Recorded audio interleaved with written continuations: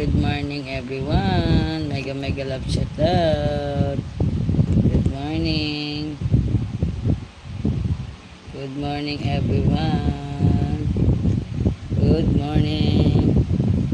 Mega mega love shout out.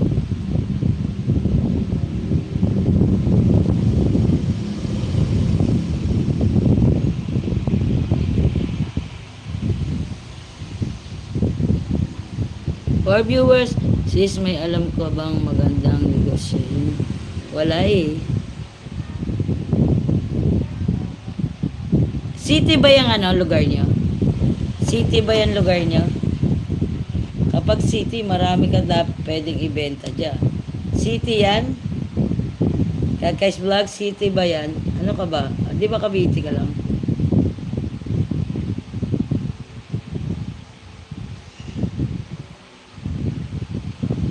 Imus, Cavite. Malapit kayo sa mga karsada.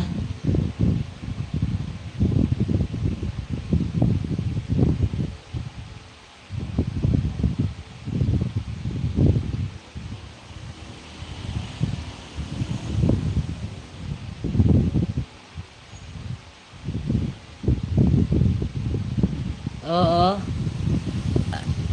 Ang hirap naman kasi na grocery. Grocery. Or sari-sari store. Kasi kung malapit kayo sa karsada, ganun lang naman eh, pag marapit sa karsada. Kasi kagaya ko, ang negosyo ko dito sa bahay is beer.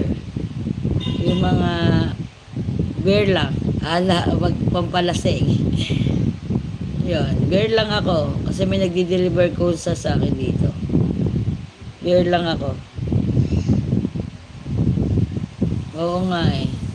Pag malapit sa karsada, yun lang naman kalimitan pag malapit sa karsada eh. Sari-sari store, grocery.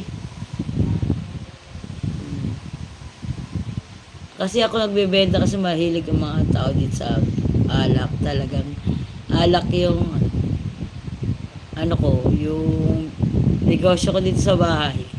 Nagdo-doorbell na lang sila kung kailangan. May yelo din kami. Kasi may sarili kami gawa ng ice cube. Dito sa bahay. Pero maliit lang yon. Kaya in-stop ko muna at medyo malakas sa kuryente. Kaya stop muna. Asti. Oo. Agip ko na lahat. Agip ko na. Siyempre, kailangan ng pampalasing ng ng yelo, kaya inano ko na. Oo. Inagip ko na siya.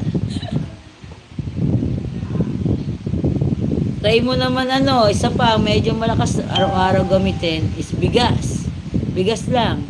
Yung kilo-kilo or meron 5 kilo, meron kasing may mga nalagyan na ngayon na nakapak na 5 kilo, 10 kilo, kalahating kaban, tsaka 1 kaban. Gano'n. Oo, malakas dito.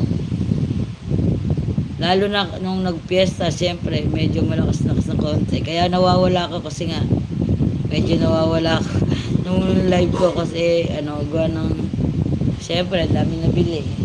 Di ako nakapagtinda nito ng yelo kasi nga ang lakas nga sa kuryente, stop ko muna. Baka by December.